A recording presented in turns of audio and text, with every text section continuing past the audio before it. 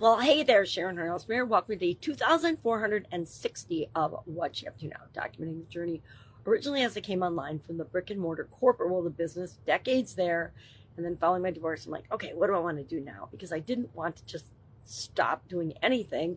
I just wanted to do different things than I did prior to that. And I've done a lot of different crazy, interesting, different things than a lot of people do. So I like to share the lessons learned from that, as well as what I'm learning as I'm doing new things. So today, we've got the annual challenges here, the Let's Grow annual challenge. We're talking about communication as one of the life framework areas, communication growth this year, because we want to grow in each of the life framework areas, and then how our communication interacts with the other life framework areas: physical, mental, emotional, spiritual, financial, relationships, contribution, confidence, and of course, communication.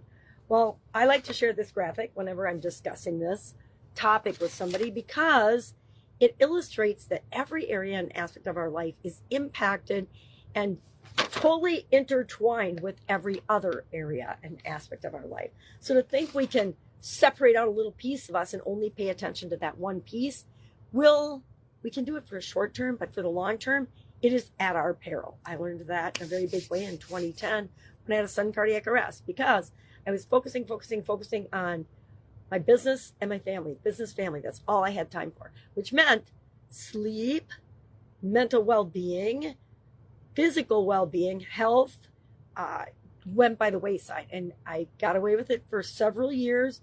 But after a couple of decades, my body and my mind and my soul and my spirit and my emotions and everything said, stop, time out.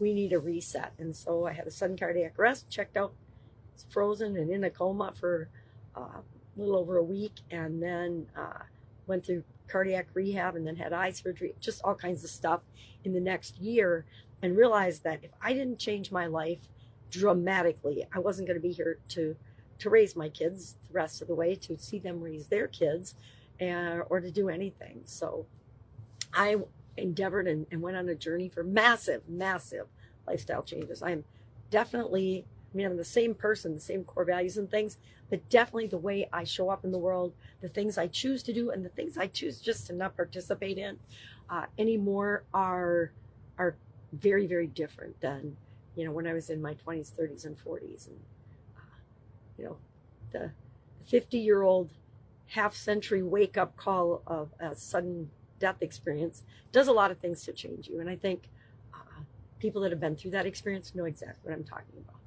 So I'm not going to talk about that anymore. It's not the most, it was a fine subject. Looking at it, back at it, like I said the other day, hindsight's 2020 when it comes to reviewing our life and creating our lifeline.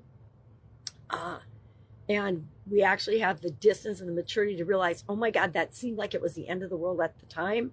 But looking back at it and all of the things that happened as a result of it, oh my God, thank goodness that thing actually happened to me. And I don't think, I say that, but I don't know that a lot of people understand it, which is part of why I keep it to myself.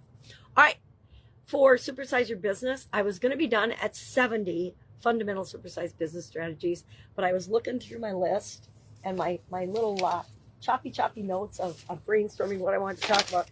And I realized that I had skipped about 5 of them. So I'm going to go to 75. And then at 75, I started today.